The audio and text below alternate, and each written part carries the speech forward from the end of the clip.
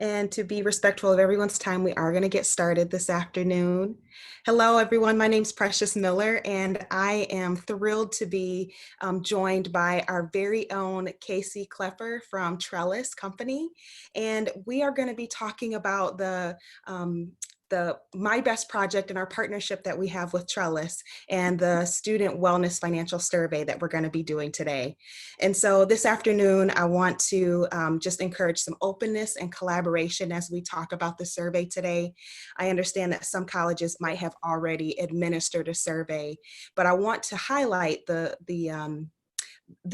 prize that we have in partnering with Trellis is Trellis gives us an opportunity to look at the student's financial picture in comparison to or in collaboration with their academic success and what correlations might exist there.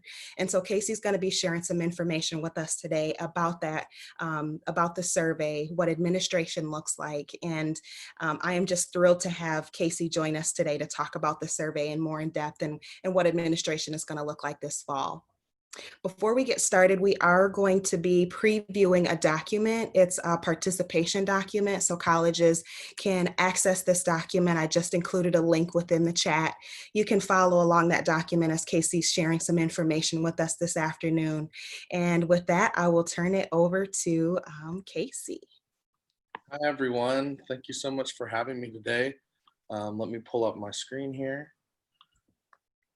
I hope everyone has been doing well. Can everyone see my screen? Precious, can you see it? Not yet. Okay, there we go. All right, here we are. So thanks again.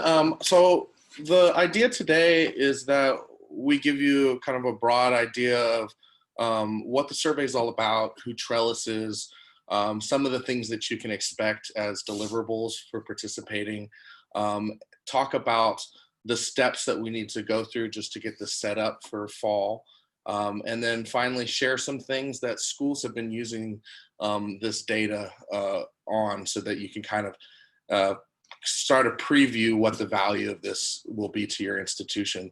At any point, go ahead and ask questions. You can put them in the chat. You can speak up, whatever you'd like to do there. This is your webinar to get you familiar with the Student Financial Wellness Survey. So my name is Casey Klepper. I am the Senior Research Analyst at Trellis Company. We're based out of Austin, Texas right now. We're a 501c3 nonprofit. We used to be a student loan guarantee agency, if you know what those are, basically a public-private partnership that helped administer the FELP loan program for the federal government for over 40 years. So as part of our services, we help students repay those loans, keep them in good standing, work with schools, but we also have a big philanthropy department that works with direct services to students and to schools, and then a research department, which I'm in. The best way to kind of keep up with what Trellis Research is doing is follow us on Twitter at Trellis Research. So I just wanted to toss that out there. We do a lot of work on college affordability, student success, and a lot of that's through the lens of student finances. So the Student Financial Wellness Survey is a project we started about 4 years ago designing. And the idea is, could we build a broad survey that would allow schools to get a lot of data on different aspects of student financial wellness, which we'll talk about in a bit. And could we offer that free of charge to schools so that any school, no matter their ability to do these sort of surveys internally, could have access to that information? And the whole idea is that we're learning more and more that because of the strain of college affordability, these finances and small dollar, sometimes emergencies of students are a key driver of them stopping out or having challenges or just creating an environment that is not conducive to being successful in school. So we hope that it informs financial education, programs like emergency grants, public assistance programs, food pantries, carpools, things like that. But we also hope that it gives institutions the data they need to advocate for themselves, to tell the story of their students, to apply for grants, and ultimately better understand that connection between their students' finances and student success. We started out in spring 2018. We had 12 institutions. 2018, we had 58. Last year, we had 78. So we're growing. And the value of us growing is that the comparison group that you'll get, where it compares the results of your institution to the sector you're in, becomes more robust. And you can see how the differences in some of the questions we ask, may exist between you and your comparison groups. That can help focus, can help bring to light differences on your campus, or for some of you that are already very well of those differences on campus, can provide you with data points to do your work, to plan and advocate for yourself. So everyone who participates in the survey gets a report. That report is specific to your findings. It's going to have a response group from the sector that you're in.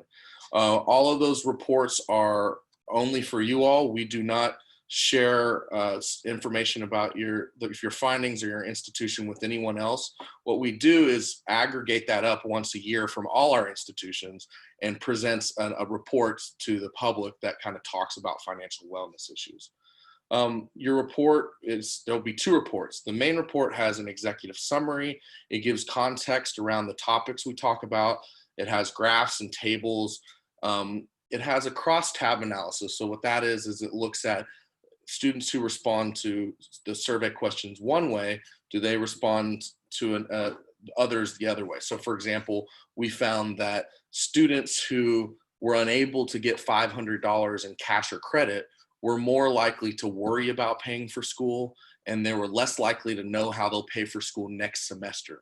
So those sort of connections between the questions and between students who are part-time or in their first year, we hope will be an added value of the reports we're giving you. And then you're going to receive a technical supplement, which will contain all the methodology and all response frequencies to every question. So the first report is meant for you to share and use. The technical supplement is all of the responses to all the questions, so you can dig into that data at your leisure. Finally, we're going to. I'm sorry, Right? Casey. We Yeah. had a question that came through. Sure. Will you be able to tell us the breakdown by sector? Of those schools that participated? Mm-hmm. Yeah, so the last year, the 78, 38 were community colleges, and the rest were about split between public, four-year, private. The year before, with the 58 institutions, it was a little bit more even. We're definitely skewing more towards community colleges because we're seeing a lot of value in it, and also the word is getting out between many of the success centers and states, and it's getting out that this is a free service and it's been valuable to colleges. So we're skewing a little towards community colleges, but that's a good question. Thank you. Okay. The final thing that you'll get from participating is an infographic, a one-page infographic that you can give out. We'll also have access to me talking about your results to you, or someone else on our team that can present some of this via webinar to your senior staff or faculty or things like that on campus. So there are opportunities for that. Here's a little example of the reports, what they'll look like. I just wanted to kind of give you an example. We try to make this really well formatted. And so in comparison to some other surveys that measure things, we don't want to just give you a bunch of tables. Our idea is to give a report that you all can use and share on campus. So a little overview before I talk about the steps to participate, about what kind of questions are on the wellness survey. So we'll have a lot of questions on financial security in general. These are things like, do you worry about having enough money to pay for school? In the fall 2019 survey, we found that at two-year institutions, about 60% of students are worrying about having enough money to pay for school. Another kind of question in that bucket is, would you have trouble getting $500 in cash or credit to meet an unexpected need in the next month? At two-year institutions last year, once again, it's about 60% of students, about 3 in 5 said that they would not be able to get that cash or credit to meet an unexpected need.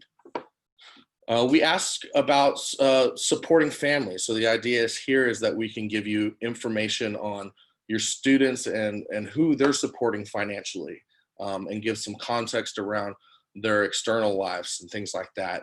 Last year, we found at two-year institutions, about 32% are supporting a child or children at two-year institutions. 15% are supporting their parents or guardians financially, and about 11% are supporting other family members financially while in college. So this is something that you'll get for your students, and you'll be able to tell that story of who your students are supporting financially. We talk about basic needs. So we use the USDA food security scale. For two-year institutions last year, we found that over half have either low or very low food security. Once again, you'll be able to see these findings for your campus. Finally, we're looking at, well, not finally, but we're looking at perceptions of the institution. This is something I think is really valuable for institutions to see. These are a series of questions that want to know, do students believe their school understands their financial struggles? Does the school work to make different items more affordable? Here we found some really interesting things about two-year institutions, and it's that the majority of students at two-year institutions believe that their school works to make tuition more affordable. 70% last year agreed or strongly agreed with that. These are the sort of things that'll either be able to give you some confidence that what the work you're doing is being noticed by students, or maybe it gives highlights a need for marketing about the work you're doing, or may highlight that textbooks are something they don't think you work to make more affordable, or issues like that.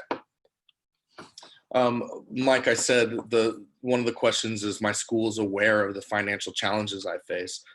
Here we found that 40% of two-year institution students agreed or strongly agreed that their school was aware of the financial challenges they face, but almost 30% disagreed or strongly disagreed.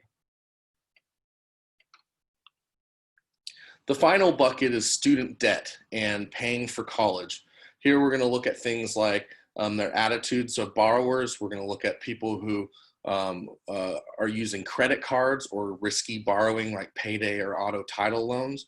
And we're also going to look at the broad ways that students are saying that they're paying for college, whether that be through credit cards or working, or savings or support from their parents. One of the questions we ask of those who say they took student loans out is, do you have more student loan debt than you expected to have at this point?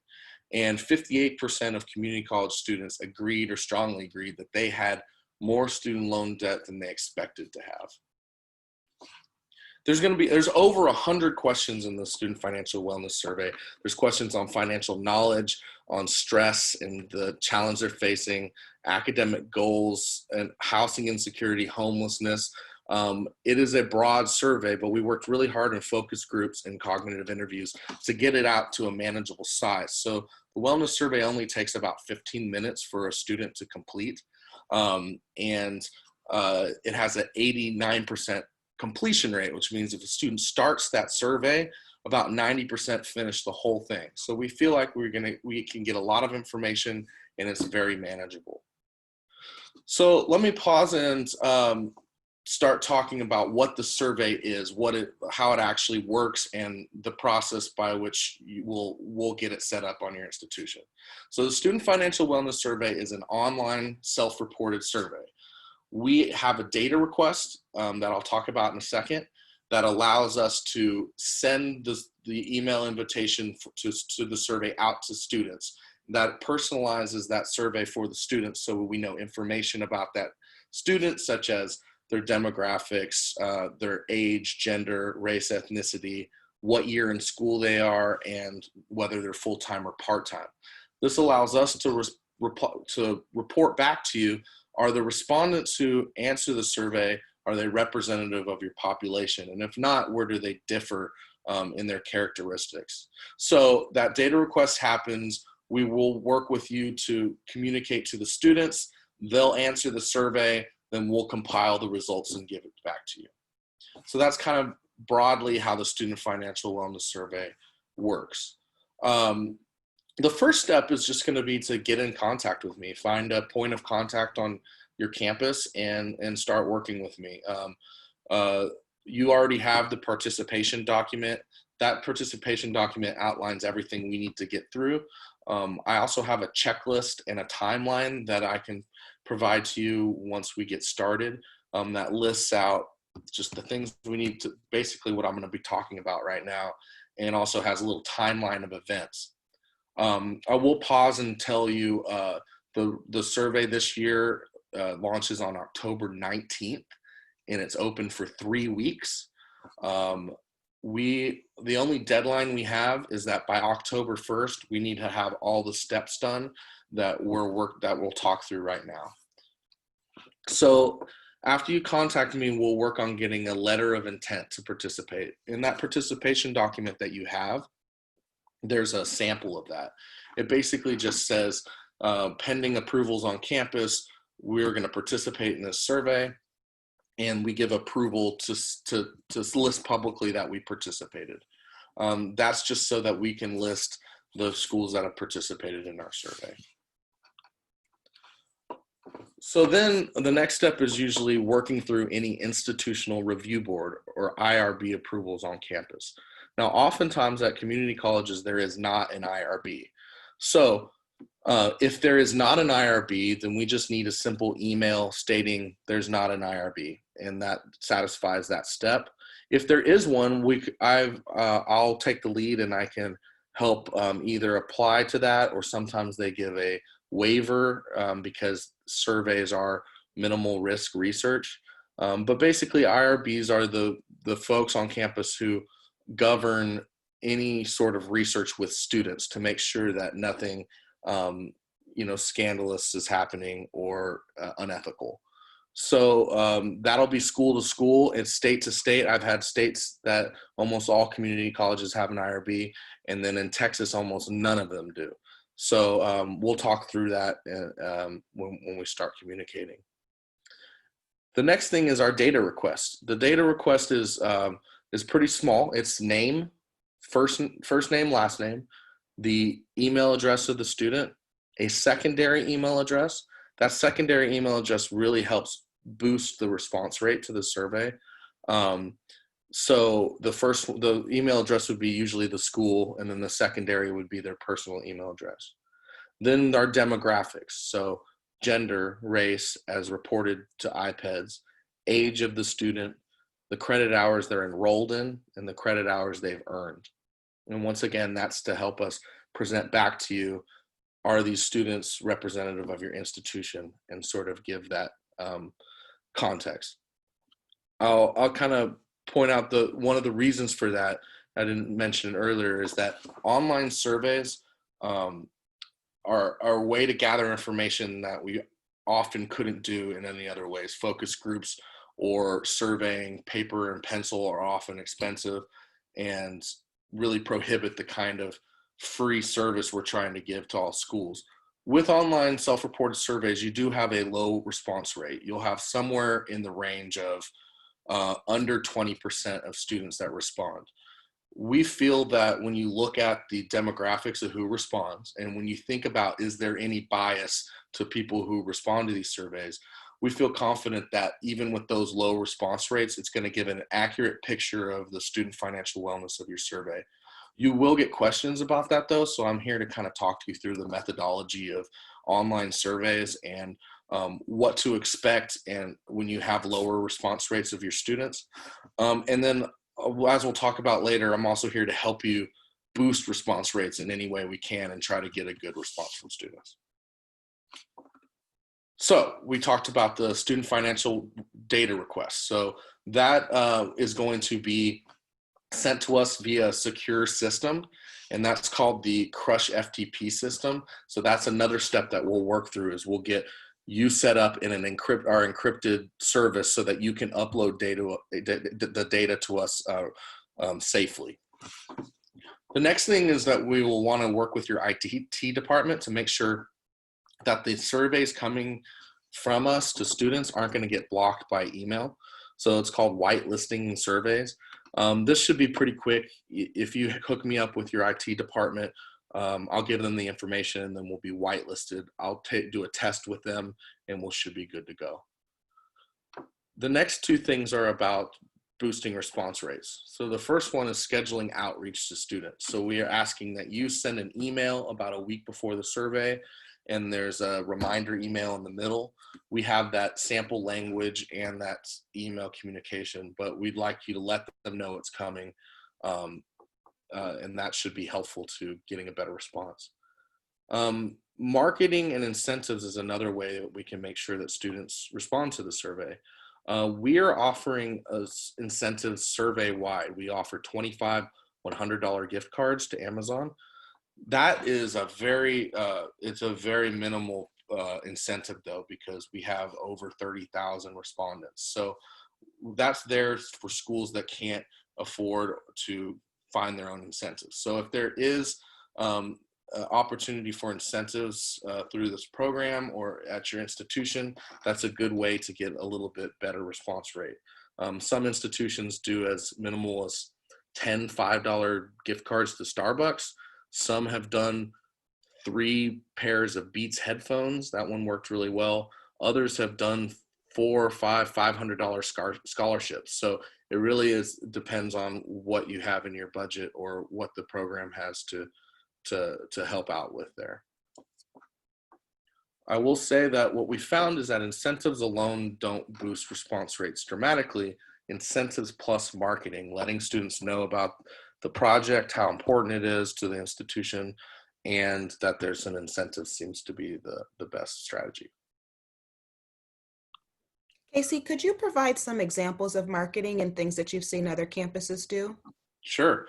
One campus that seemed to work well had their president record a video address that just explained, you know, we're trying to understand the connections between your finances and how you go to school, and this is important to us. That seemed to help. Some have been, you know, put banners up on their Blackboard or their learning management system that tells students during that period, please look in your inbox for this survey. Faculty that can get on board and tell students during that 3 weeks, like, there's a survey, it's in your inbox, it comes from Trellis company who's doing this on our behalf.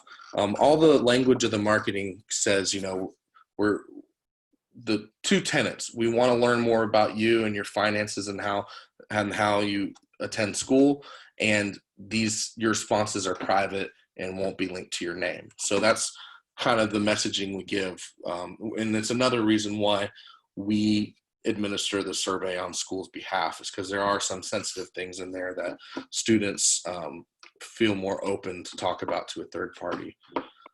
So those are good. I would really recommend the faculty one. And then there, you know, some have done posters. Really, the kind of the world's your oyster with marketing, and I'm here to talk those through with you for sure. Thanks.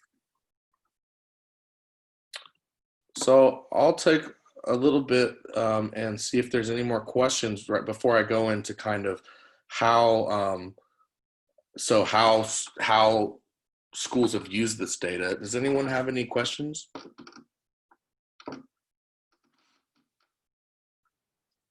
Noted on the chat that Erica said, remember that all of the Michigan community colleges will participate. Yeah, you will see another report that will build that has the whole cohort of Michigan community colleges. You'll be able to also compare your results to that cohort as well. Is it sent to all students? Yes, unless your enrollment is over 10,000 students. If it is over 10,000 students, we can do a sample of 5,000 students.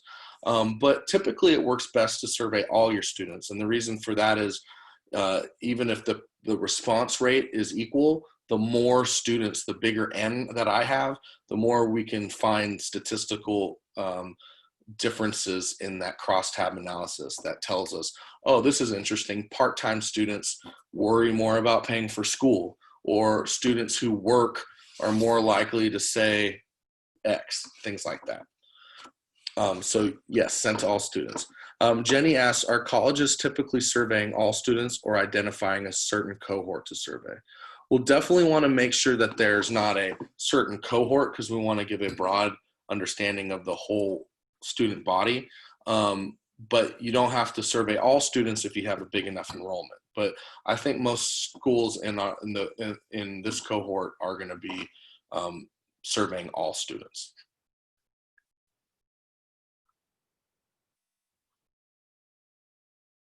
Okay. Continue to put your questions in the chat box and I'll answer them. But let me give you a little bit of an idea of how schools have been using this data. One thing is for planning, for strategic planning. Schools are trying to understand that connection between finances and academic success. And we found that a lot of these questions can point towards that. When you understand, or some of this is, I'll point out at the beginning, some of this is learning and some of this is having data to back up what you already know. So for some on campus, you're going to learn that students that are struggling with food security, that are eating less or less nutritious meals, that they're more likely to worry about paying for college. And so you'll start to see that connection between basic needs and academic success. For some of you you already know that. So there you'll have the data that allows you to advocate, to justify why a program should exist, or to write into grants to give you that sort of stuff. We have institutions that are doing the survey every year. Most schools are doing this every 2 years. But some are doing it every year in order to set that baseline metrics and start to measure their effectiveness of their interventions.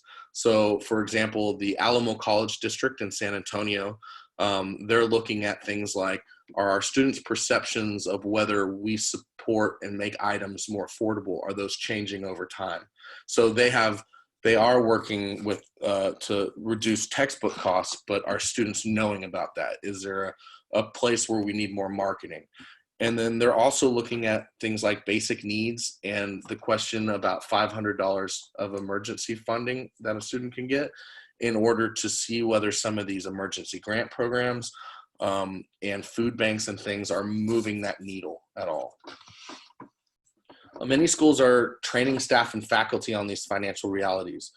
Sometimes faculty don't really know how many students may be supporting their parents financially or have children, and giving that context has been helpful to some institutions. And and then finally, just planning to do things like emergency grant programs, food banks, clothes closets, connecting students to social services and their entitlements, things like that. Planning to do that by using this data. There were a couple questions that came through. One of which is, are dual enrollment students often included in the survey? And and there was another question that states, we have a high dual enrolled student population. Would they be surveyed? So great question. Students under 18 aren't eligible for the survey, and that's because they can't give consent to do research. So as far as that, takes out a lot of dual enrollment students. And most schools have decided to omit all of their dual enrollment students, mostly because most of them are under 18, but also because they may not be on campus and utilizing the services that they're trying to kind of measure through this. I have had schools that do include them. So the answer is that as long as they're over 18, including them is up to you. Do you consider dual enrollment students to be part of who you're trying to measure when you're understanding the financial wellness of your campus? Thanks. Yeah.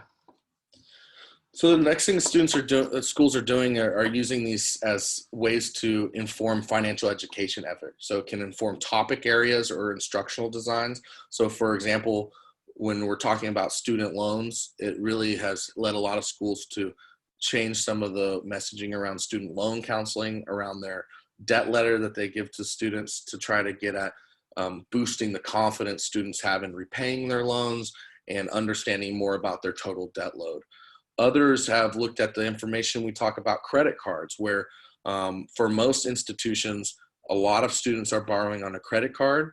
Most are saying they pay that balance off each month, but also the majority are saying they don't pay the full amount of their balance off. So that sort of thing is informing financial education on campuses.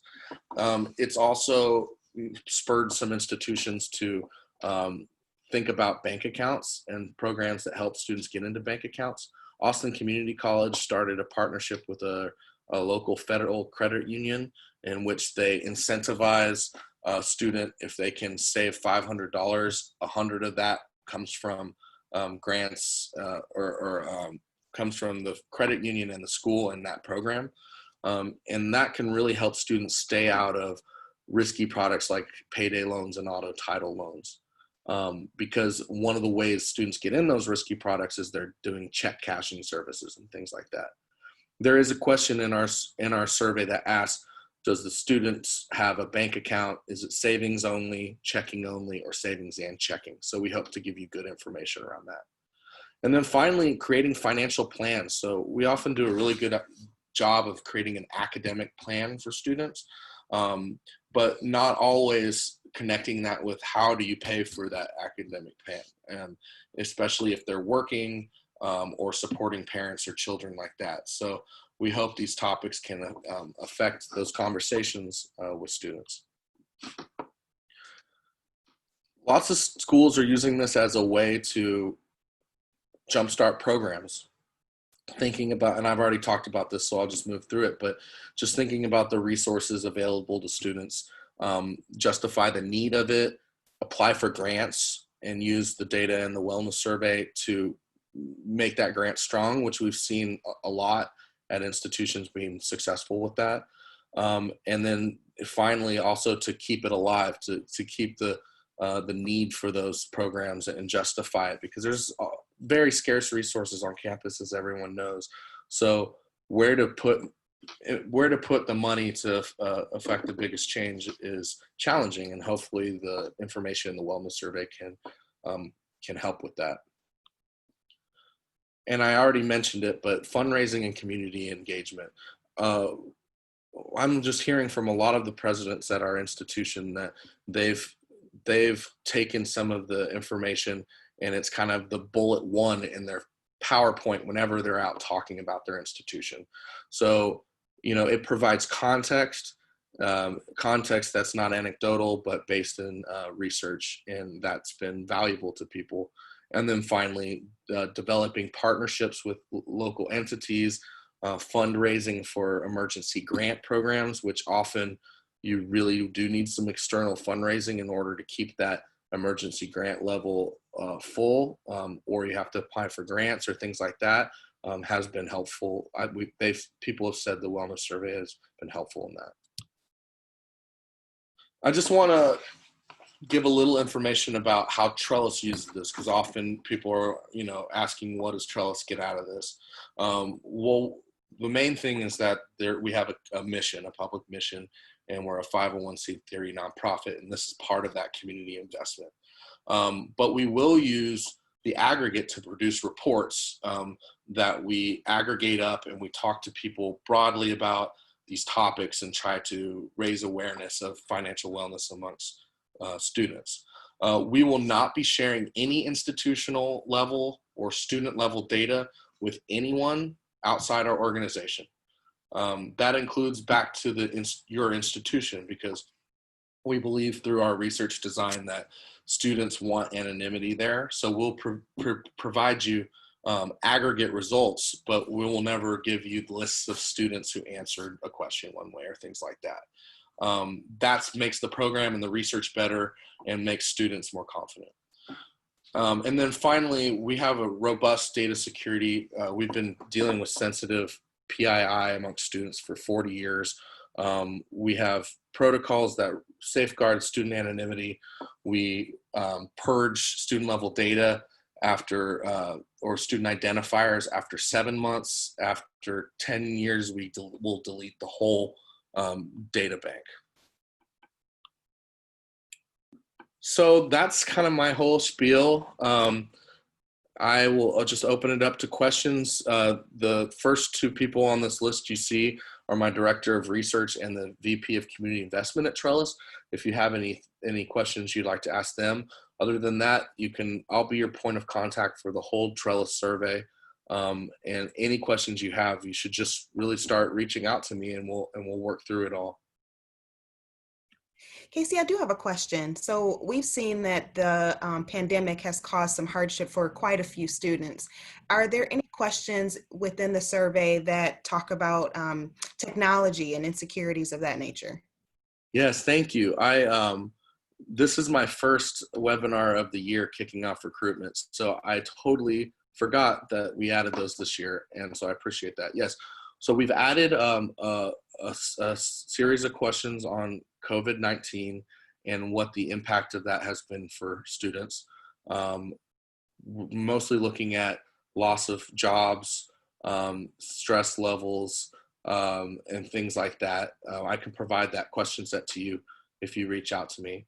And then we've added another section on technology security that really tries to get down to challenges in the remote learning environment.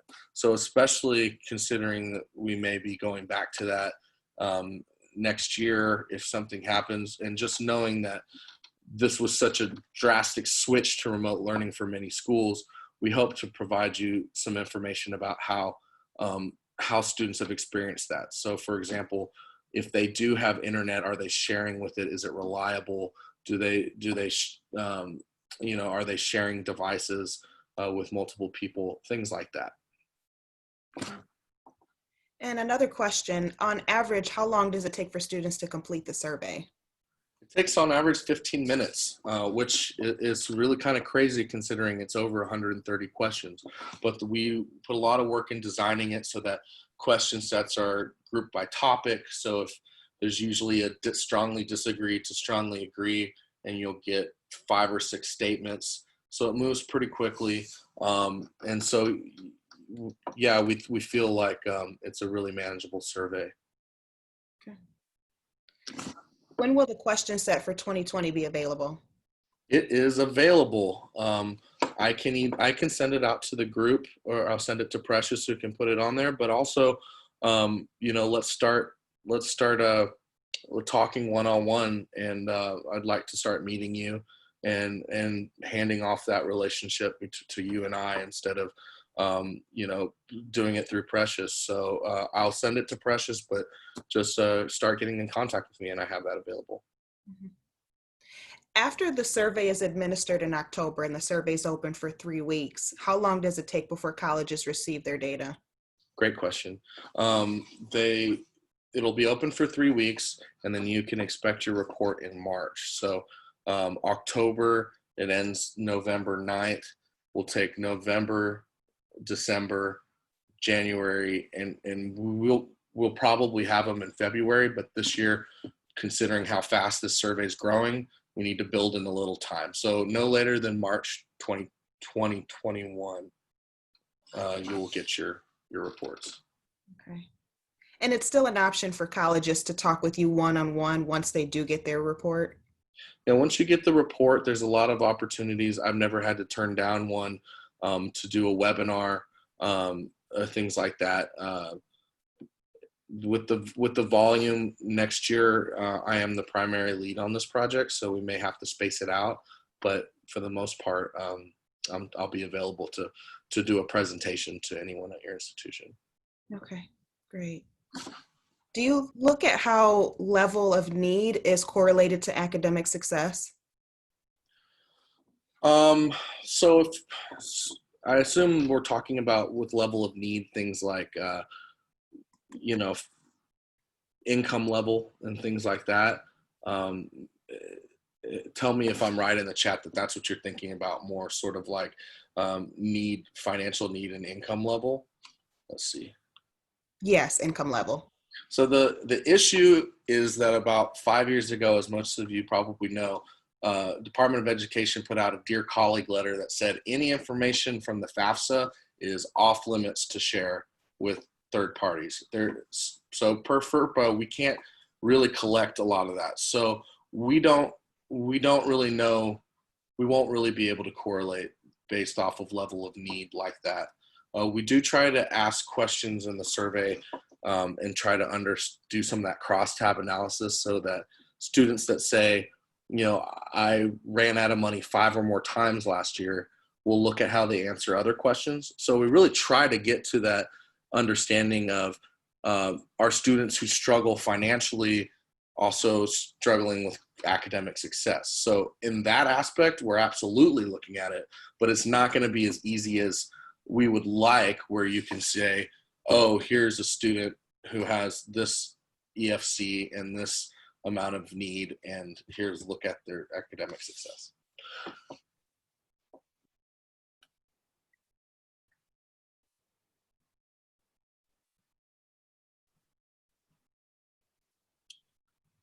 Any other questions?